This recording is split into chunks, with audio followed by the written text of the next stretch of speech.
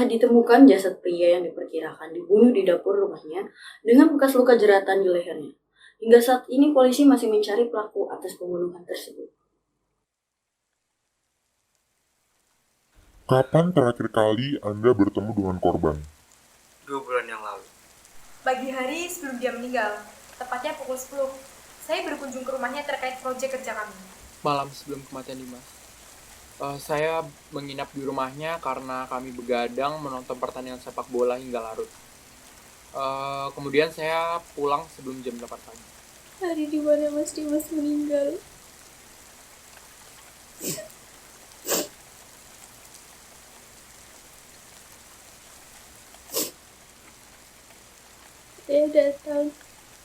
Saya datang jam 7 pagi dan menyelesaikan pekerjaan saya sekitar pukul 10 siang. Lalu saya pulang.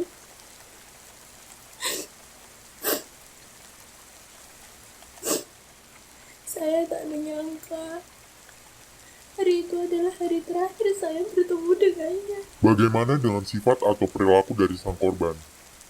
Apakah Anda pernah bertengkar dengan dia sebelumnya? Dia baik kepadaku, tetapi terkadang dia mencengkelkan kalau urusan parkir mobil. Kakakku saja sering bertengkar dengannya. Dimas mempunyai sifat yang suka berubah-berubah. Terkadang dia baik, terkadang malah sebaliknya. Kita pernah bertengkar karena dia seolah-olah tidak peduli bahwa ibunya sedang sakit. Sejak saat itu kita jarang bertemu, berbicara pun tidak. Dimas itu memang orang yang sensitif dan juga mudah tersinggung, jadi wajar sih banyak yang benci dia. Kalau tidak salah, 2 bulan yang lalu saya juga pernah bertengkar hebat dengan dia. Karena masalah hutang, iya. Dia menagih hutang di depan teman-temannya membuat saya emosi dan juga dia juga jadi terpancing emosinya. Tetapi saya sudah memaafkan dia dan kami telah menjalin hubungan yang baik setelah itu. Dimas terkadang menyebalkan, tetapi sebenarnya dia sangat perhatian dengan yang lainnya. Terakhir kali kami bertengkar karena kami memutuskan untuk mengakhiri hubungan kami. Waktu itu saya marah karena dia selingkuh dengan teman sekantor saya. Tetapi setelah itu saya berusaha memaafkan dia dan bersikap profesional dalam pekerjaan kami. Mas Dimas merupakan orang yang baik. Dia menawari saya untuk membantunya membersihkan rumah setelah kepergian ibunya. Dia pernah berkata pada saya bahwa dia telah bersalah terhadap ibunya, sehingga dia mencoba baik kepada saya. Bagaimana dengan daerah sekitar perumahan Anda? Kenapa tidak dipasangi CCTV? Padahal kita tahu di sana tidak ada petugas keamanan yang berjaga. Di daerah kami jarang terjadi pencurian ataupun kasus kriminal lainnya. Perumahan itu juga merupakan perumahan lama dan sedikit yang tinggal di sana. Sepertinya itu yang jadi salah satu alasan kenapa tidak dipasangi CCTV. Apakah benar Anda yang pertama kali menemukan jasadnya? Iya, saat itu pukul 6 sore dan keadaan hujan. Saya memang ingin mengunjungi Dimas. Saat saya sampai di rumahnya, saya gedor pagarnya, saya telepon, saya teriak berkali-kali, tapi tidak ada jawaban. Akhirnya saya melompati pagarnya, dan ternyata pintu depannya masih terkunci. Akhirnya saya memutari ke halaman belakang, dan saya melihat lewat jendela, Dimas sudah terkapar di lantai. Akhirnya saya langsung mendobrak pintu belakang, dan saya langsung mengecek tubuhnya, yang ternyata sudah kaku berjam-jam. Saat hari di mana korban meninggal, terutama pada siang hari, di mana Anda berada? Hari itu adalah hari libur, dan terjadi hujan deras sekitar jam 12 siang sampai 5 sore. Dan saat itu juga saya sedang bersama adik saya melakukan kegiatan kami masing-masing. Setelah pulang dari rumah Dimas, saya menghabiskan waktu untuk tidur di rumah. Karena malam sebelumnya saya begadang menonton pertandingan sepak bola. Hari itu, pada siang hari saya sedang di luar kota, di kantor saya, bersama teman-teman saya. Kita menonton film bersama.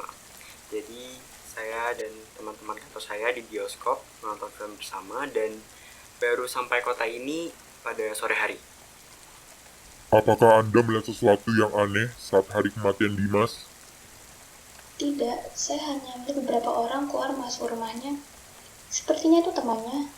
Lalu saya melihat Damar datang ke rumah Dimas sekitar jam 5 sore. Lalu dia teriak-teriak memanggil Dimas karena saat itu pintu rumahnya sedang terkunci.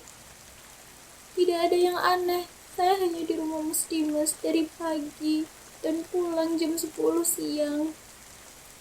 Saat pagi pun cuma ada Mas Dimas dan Mas Faisal. Yang juga Mas Faisal itu tak lama kemudian pulang. Sebagai orang yang pertama kali menemukan sang korban, dapatkah Anda menceritakan lebih detail penemuan korban? Saya sudah cerita. Pukul 12 siang, saya ada di luar kota, di kantor saya, bersama teman-teman kantor saya menonton film bersama. Lalu setelahnya saya pulang, saya langsung ke rumah Dimas. Menggunakan kereta dari pukul 5 sampai di kota itu pukul 6. Dan saat saya sampai di rumah Dimas, saya menggedor pagarnya, saya teriak, saya menelponnya berkali-kali, tetap tidak ada jawaban. Dan saya akhirnya melompati pagar dan ternyata pintu depan masih terkunci. Akhirnya saya ke halaman belakang dan kondisi waktu itu sedang hujan dan akhirnya saya mengelap embun yang ada di kaca dan saya melihat Dimas sudah terkapar di situ. Saya langsung mendobrak pintu belakang dan saya langsung cek tubuhnya dia. Dan selanjutnya saya langsung menelpon polisi. Tidak ada satupun saksi yang dapat memastikan bahwa Anda berada di rumah korban saat pukul 11. Bagaimana menurut Anda? Saya benar berkunjung ke rumahnya pukul 10 dan balik sebelum pukul 1. Setelah itu saya pulang dan saya menghabiskan waktu saya bekerja di rumah. Saya memang gak punya bukti. Tapi... Waktu itu saya ke rumah Dimas naik ojek. Jadi kemungkinan ojek itu dapat memastikan saya di rumah itu. Mengapa saya dipanggil berkali-kali untuk menceritakan cerita yang sama? Saya sudah bilang, pukul 12 siang saya ada di luar kota dan saya baru sampai kota itu pukul 6 sore. Saya bisa membuktikannya dengan tiket film dan tiket kereta yang saya punya. Ya, Pak Damar, Anda benar sekali. Anda mempunyai banyak bukti serta saksi mata yang bahkan melihat Anda datang ke rumah tersebut. Kami hanya akan menanyakan beberapa hal kecil untuk memperkuat bukti Anda. Apa hubungan Anda dengan sang korban? Kami adalah adik kakak. Namun Dimas bukan adik kandung saya. Dia adalah adik angkat saya yang diangkat oleh orang tua saya pada saya umur 7 tahun. Apakah rumah yang ditinggali oleh sang korban merupakan rumah peninggalan orang tua kalian? Iya, itu memang peninggalan orang tua kami. Saat saya mendapatkan pekerjaan di luar kota, saya mulai hidup mandiri. Lalu orang tua kami meninggal dan tidak tahu kenapa semua warisan diwariskan kepada Dimas dan juga rumahnya. Apakah Anda mempunyai dendam dengan sang korban terkait hak warisan tersebut? Untuk apa saya dendam? Warisan orang tua kami tidak sebanyak itu untuk diperebutkan. Apakah Anda tahu, semakin Anda menunjukkan bukti yang Anda punya, semakin bukti itu mengarah kepada Anda. Semenjak Anda berkata mengelap embun kaca, kami menyadari bahwa Anda tengah berbohong dan berusaha memanipulasi kami. Embun akan muncul pada sisi hangat pada bagian jendela, dan saat Anda datang, hujan sudah berhenti mengguyur kota, tetapi suhunya masih tertinggal, sehingga menyebabkan ruangan dalam rumah lebih hangat daripada suhu luar. Dan hal tersebut membuat embun muncul di bagian dalam rumah, dan hanya bisa dihapus dari dalam rumah.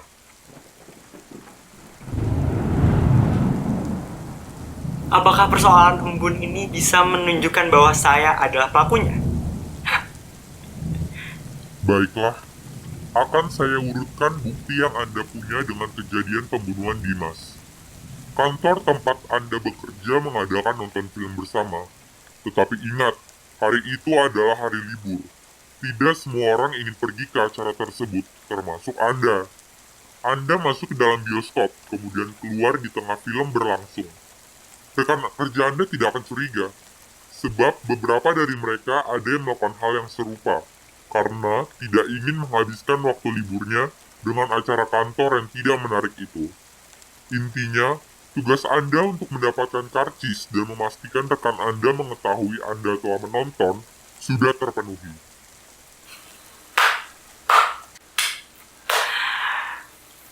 Cerita yang sangat bagus, saya hormati itu. Jujur, memang film itu sangatlah membosankan dengan durasinya yang 2,5 jam. Untuk apa Anda keluar bioskop? Tentu saja untuk pergi ke rumah Dimas. Anda menaiki taksi keluar kota dan berhenti di persimpangan jalan, lalu kemudian melanjutkan dengan jalan kaki seperti yang selalu Anda lakukan jika berkunjung ke rumah itu. Apakah ada orang yang menyadari keberadaan Anda?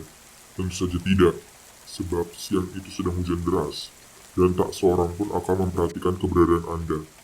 Anda memencet bel rumah, kemudian Dimas membukakan pintu dan menyuruh Anda untuk masuk. Saat di dalam rumah, Anda dan Dimas bertengkar hebat, yang membuat Anda marah dan menjadi lupa diri, sehingga Anda langsung menjerat korban dengan kabel charger yang berada di sekitar situ. Ya, bekas jeratan di leher Dimas mirip dengan bentuk kabel. Anda juga memanfaatkan tubuh besar Anda untuk menahan perlawanan dari sang korban. Setelah Anda menjerat korban, Anda berusaha mengunci pintu depan rumah dan keluar melewati pagar belakang rumah tersebut. Sebab Anda takut hujan akan berhenti secara tiba-tiba dan membuat tetangga Anda menyadari tentang keberadaan Anda. Jejak kaki Anda pun akan hilang bersama dengan hujan. Selain itu, Anda juga menghilangkan barang bukti kabel charger yang Anda buang setelahnya. Tetapi sayangnya, Anda melupakan pijakan kaki di belakang rumah yang kami temukan rusak. Dan sesuai dengan alibi Anda langsung balik ke kota dan sampai di sana sekitar pukul 4 sore. Anda kemudian langsung berusaha membuat alibi baru dengan cara menemukan sang korban. Saya tidak menyangka pihak kepolisian menuduh seorang kakak dari korban dengan teori tanpa bukti. Seharusnya saya tidak berharap tinggi kepada kalian. Ya benar, di dalam hal ini memang diperlukan bukti yang kuat. Kami mempunyai buktinya, Damar, yaitu kuku adikmu. Maksudnya, saya tidak paham. Saat engkau menjerat leher adikmu dengan kabel, ia tidak hanya berusaha melepaskan kabel itu dari lehernya, tetapi ia juga berusaha untuk menghentikanmu. Dia tidak sengaja mencakar dan membuat kukunya memiliki DNA kulitmu, Damar. Kau mungkin bisa mengaburkan bukti sidik jari dengan berpura-pura memegang korban saat pertama kali menemukannya. Tetapi engkau tidak bisa mengaburkan bukti cakaran tersebut, Damar. Seseorang yang menemukan mayat tidak mungkin memaksa mayat itu untuk mencakar. Kepolisian setidaknya membutuhkan 3 bukti untuk menetapkanmu sebagai tersangka. Dan kami sudah mempunyai bukti yang lain. Baik, nanti kau dapat menjelaskan motif warisan yang membuat engkau membunuh adik.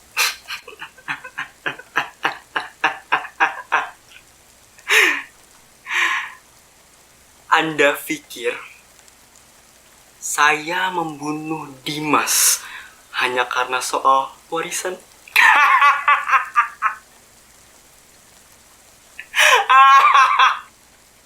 Tentu saja tidak. Dimas telah merenggut semua hal yang seharusnya hanya dimiliki atau dirasakan oleh aku seorang. Warisan katanya.